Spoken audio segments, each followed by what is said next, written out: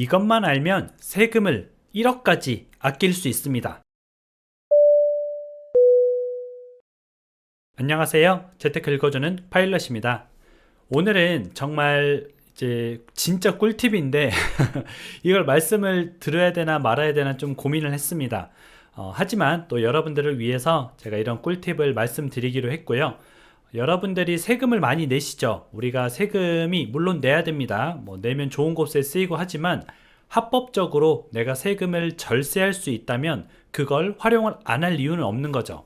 오늘은 이제 배우자 공제를 통한 세금을 한번 절세를 해볼 텐데요. 어떤 내용이냐면은 물론 이제 결혼을 해야 되겠죠. 배우자 공제가 필요하니까. 근데 이제 결혼을 하신 분들에 한해서는 1억까지 최대 세금을 안 낼 수 있는 그런 방법인데 한번 제가 좀 설명을 해드릴게요. 우리가 이제 지금 국내 주식, 미국 주식 굉장히 좀 뜨겁습니다. 국내 주식은 금투세 때문에 뜨겁고요. 금융투자세. 그리고 미국 주식은 매일 천장을 뚫어서 좀 뜨겁습니다.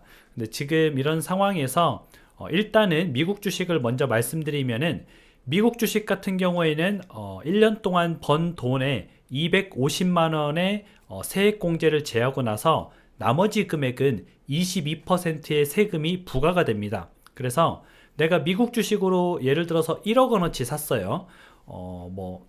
예를 들면 그냥 여러분들이 많이 투자하시는 이제 구글을 1억 원어치 샀어요. 근데 구글이 6억이 됐습니다. 정말 많이 올라서 6억이 됐어요. 그러면 5억에 대한 번 돈 5억에 대한 세금을 내야 되는데 상당하겠죠. 이제 5억에서 기본 공제 250만 원을 제외하고 4억 9,750만 원 정도 되는 거죠. 그 돈의 22%를 세금을 내게 되면은 대략 한 1억 정도 나오게 되는 거죠. 근데 그 1억을 당연히 내야 되지만 한 가지 제가 진짜 요령을 알려드리겠습니다. 아까 배우자 공제가 필요하다 그랬죠.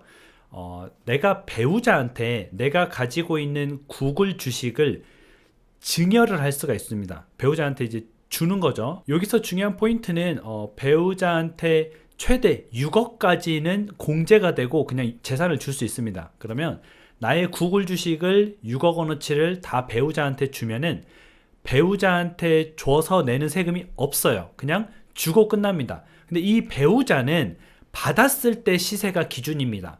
1억일 때의 구글 시세가 아니고요. 6억일 때의 구글 시세를 받은 거죠. 그러면 6억일 때 받아서 지금 6억이면은 세금이 없는 겁니다. 나는 그냥 6억 원어치 받았고 그 6억 원어치를 팔았다. 그럼 나는 수익이 없는 것 아니냐 이러면서 세금이 부과가 되지 않는 거죠. 정말 놀라운 방법이지 않습니까? 그래서 그런 식으로 이제 세금을 최대한 아낄 수 있어요. 이거는 이제 맥시멈을 설명드린 거고 꼭 1억이 아니더라도 몇 천만 원, 몇 백만 원도 이런 식으로 사용을 할 수가 있겠죠.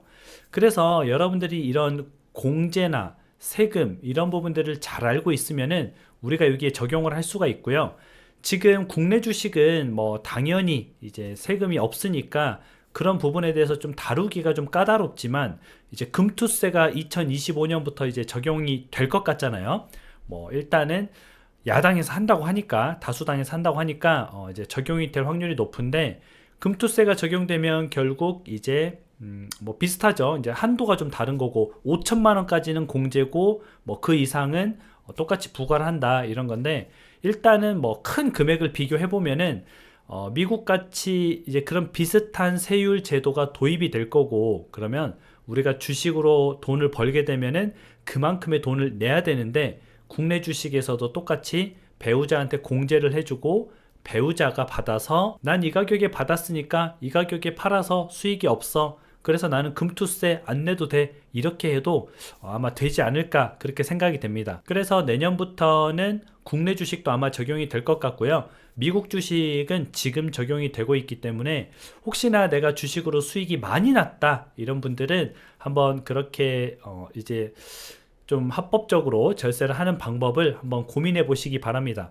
근데 배우자한테 줬는데 배우자가 그냥 뭐 돈 안 줘요 이런 사이면 좀 그렇지만 보통은 안 그렇잖아요. 보통은 이제 뭐 남편 돈이 와이프 돈이고 와이프 돈이 남편 돈이고 이런 경우에는 서로 이렇게 해서 좀 하면은 좋지 않을까 그렇게 생각이 됩니다. 이거는 뭐 자녀 공제도 비슷합니다. 자녀도 이제 10년에 5천만 원까지 증여를 할 수 있잖아요.